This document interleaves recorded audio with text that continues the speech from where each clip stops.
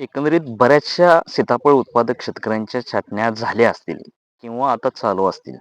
तर छाटणी झाल्यानंतर लगेच कोणताच फवारणी घेणं गरजेचं आहे.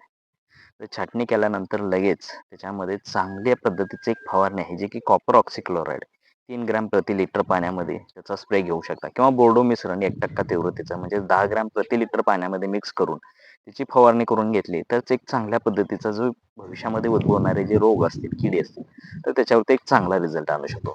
त्याचबरोबर छाटणी केल्यानंतर साधारण 8 ते 10 दिवसामध्ये नवीन फूट यावी लागते आणि नवीन फूट आल्यानंतर ज्यावेळेस लहान लहान फूट असते त्यावेळेस सुरुवातीला जो स्प्रे असतो त्याच्यामध्ये साधारण 19-19-19 त्याचबरोबर मायक्रोन्युट्रिएंट त्याच्याबरोबर स्प्रे घ्यायचं. 19-19चं प्रमाण आहे ते 5 ग्रॅम प्रति लिटर पाण्यामधून मिक्स. त्याचबरोबर मायक्रोन्युट्रिएंट साधारण 3 ग्रॅम प्रति लिटर पाण्यामधून मिक्स करून त्याची फवारणी घ्यायचं आहे.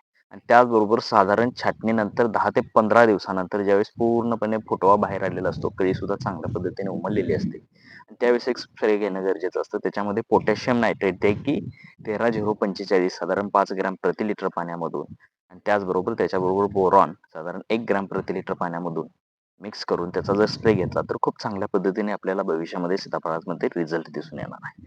आणि त्याचबरोबर सुरुवातीच्या स्टेजला ज्यावेळेस नवीन फुटवे असतात किंवा ज्यावेळेस नवीन कळी बाहेर निघत असते किंवा नवीन चौकी बाहेर निघत असते त्यावेळेस सुद्धा वेगवेगळ्या रस शोषक किडींचा प्रादुर्भाव होत असतो. मग रस शोषक किडीमध्ये तुमचे मावा असेल, तुडतुडे असेल किंवा पांढरी माशी असेल, तर या किडींचे नियंत्रण करण्यासाठी इमिडाक्लोप्रिड साधारण 0.3 मिली प्रति लिटर पाण्यामध्ये मिक्स करून त्याचा जर स्प्रे घेतला आणि त्याच्याबरोबर कुठलेही बुरशीनाशक जे की M45 असेल, इंडोफिल Z78 असेल, त्याचा जर योग्य रीतीने मिक्सर केला आणि ते जर स्प्रे घेतला तर चांगल्या पद्धतीने जे भविष्यामध्ये उद्भवणारे रसशोषक किडे असतील किंवा रोग असतील त्याच्यावरती चांगला आपल्याला रिझल्ट मिळू शकतो.